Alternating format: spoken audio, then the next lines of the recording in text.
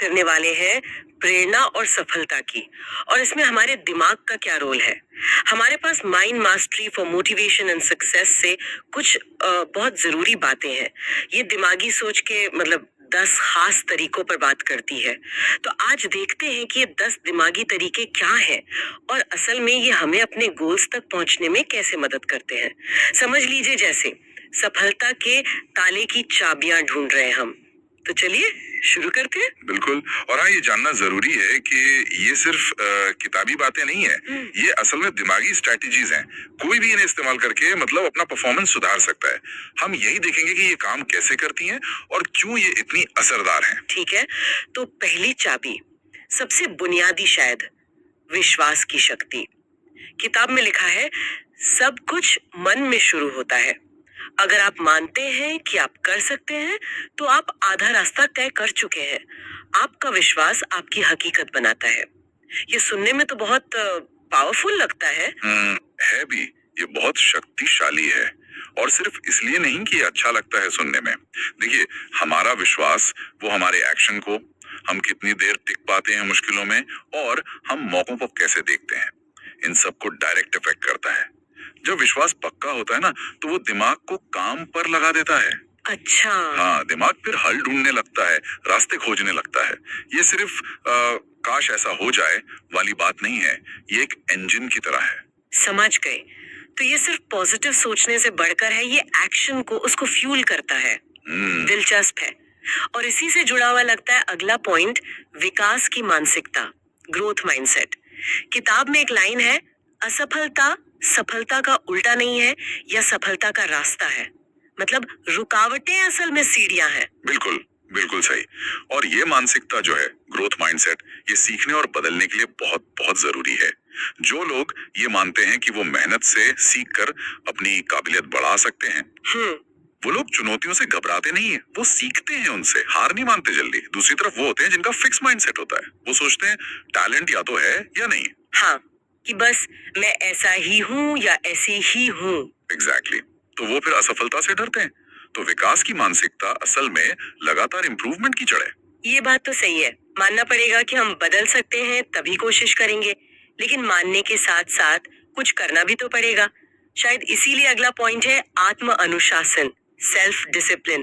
किताब कहती है प्रेरणा आपको शुरू करवाती है लेकिन अनुशासन आपको चलाता रहता है। और एक और लाइन मुझे अच्छी लगी, मन आराम चाहता है लेकिन महानता उस आराम के दायरे के बाहर रहती है। तो मतलब जब मोटिवेशन कम हो जाए तब डिसिप्लिन काम आता है। हाँ बिल्कुल। डिसिप्लिन ही वो पुल है जो गोल्स और उन्हें पाने के बीच में है। ये वो क्षमता है कि हम अभी के मजे को, आराम को टाल सकें। अच्छा। और अपने लॉन्ग टर्म विजन पर फोकस रख सकें, तब भी जब मोटिवेशन फीका पड़ गया हो। ये सिर्फ विल पावर नहीं है, ये उसको एक्शन में लाना है रोज, खासकर जब मन ना कर रहा हो। आराम के दायरे से बाहर वही मिलती है महानता। ठीक है, अनुशासन तो चाहिए, लेकिन आजकल ध्यान भटकना कितना आसान है। तो शायद चौथा पॉइंट यही काम आता है, ध्यान और एकाग्रता, फोकस एंड अटेंशन। किताब कहती है जहां ध्यान जाता है ऊर्जा बहती है। क्या इसका मतलब ये है कि अगर हम अपने दिमाग को ट्रेन कर लें कि वो भटके नहीं तो मुश्किल काम भी हो जाते हैं? आज के जमाने में ये सचमुच एक सुपर पावर है। हाँ, इतनी डिस्ट्रैक्शंस है चारों तरफ, फोन, नोटिफिकेशन, सोशल मीडिया।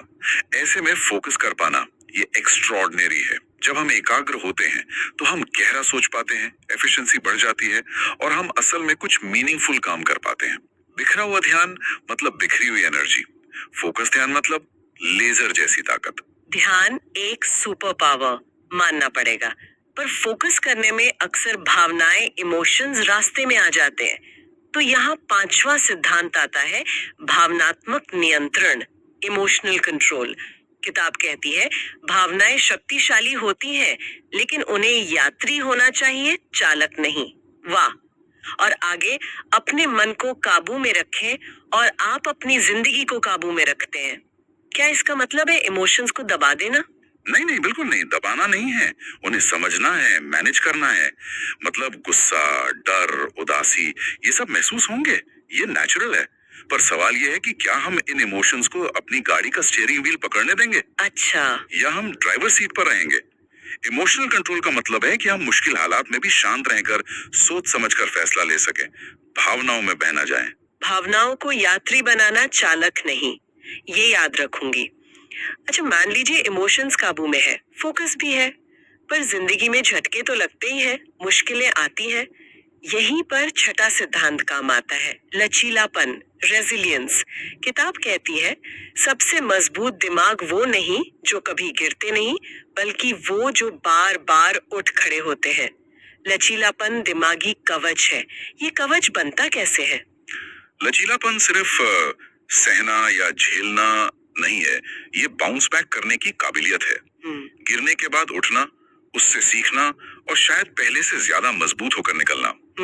इसमें कई चीजें हैं, हालात के हिसाब से ढलना, प्रॉब्लम सॉल्विंग एटीट्यूड रखना, उम्मीद बनाए रखना। ये वो अंदर की ताकत है जो कहती है ठीक है, मुश्किल है, पर मैं इससे निपट सकता हूँ, मैं आगे बढ़ सकता हूँ। और ये तजुर्बे से ही बनता है। दिमागी कवच, सही में बार बार उठना। अच्छा, उठने में और आगे बढ़ने में शायद अगली टेक्निक मदद कर सकती है। 7वां पॉइंट, मानसिक चित्रण, विजुअलाइजेशन। हाँ, इसे अपने हाथों में पकड़ने से पहले अपने मन में देखें। इसमें एथलीट्स, लीडर्स का जिक्र है जो पहले दिमाग में जीतते हैं। क्या ये सिर्फ ख्याली पुलाव है? नहीं, ये उससे कहीं ज्यादा गहरा है। साइंस भी इसको सपोर्ट करती है। जब हम किसी काम को करते हुए या गोल को पाते हुए अपने मन में बिल्कुल साफ तस्वीर बनाते हैं, हाँ, तो हमारे दिमाग में वही न्यूरल पाथवे एक्टिवेट होते हैं जो असल में वो काम करते वक्त होते हैं। अरे वाह! हाँ, तो ये दिमाग को सफलता के लिए तैयार करने जैसा है। ये परफॉर्मेंस सुधारता है, कॉन्फिडेंस बढ़ाता है और गोल ज्यादा रियल लगने लगता है।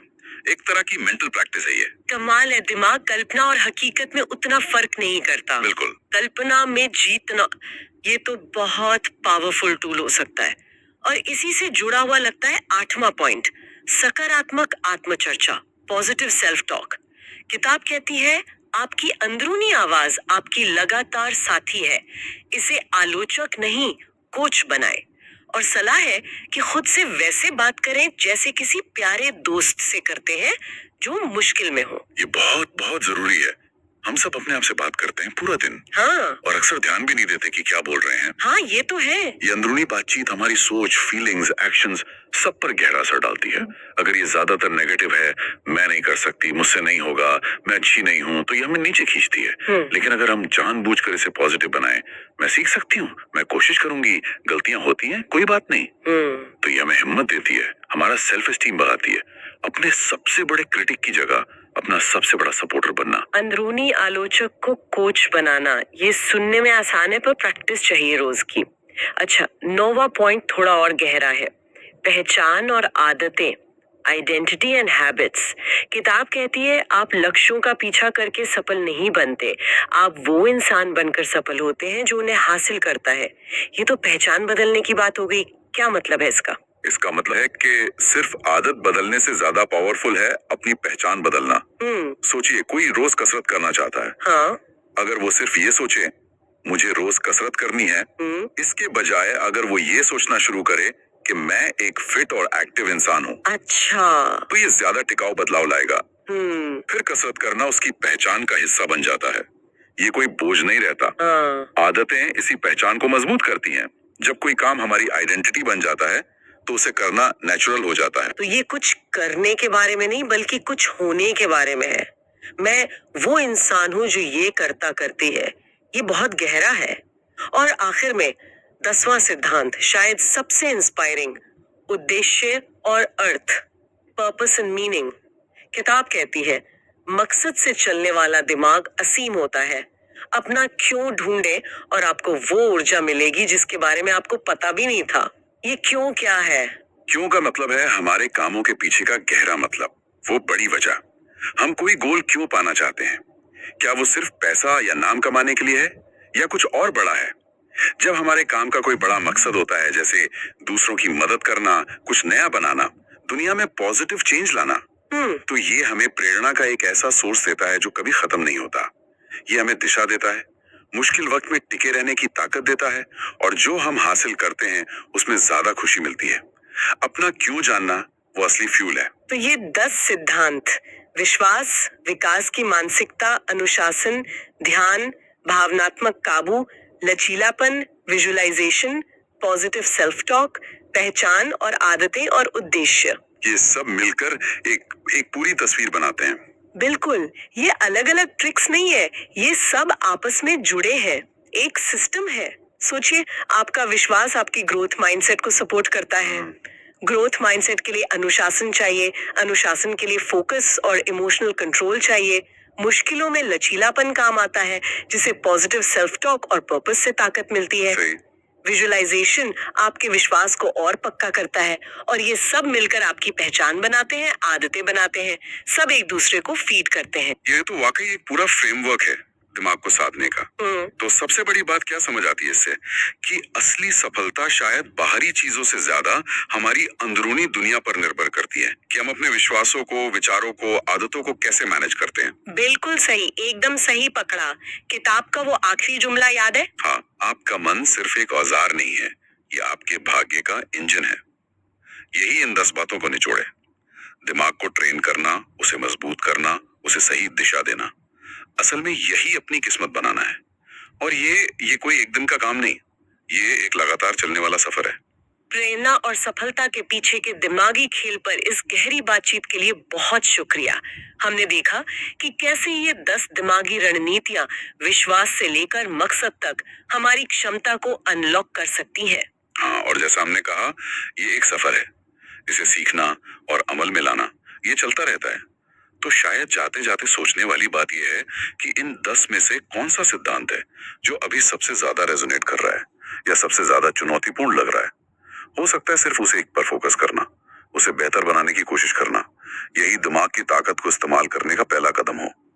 जैसा किताब कहती है, अपने भविष्य को कंट्रोल करने के लिए अपने मन को कंट्रोल करना सीखें। शायद यही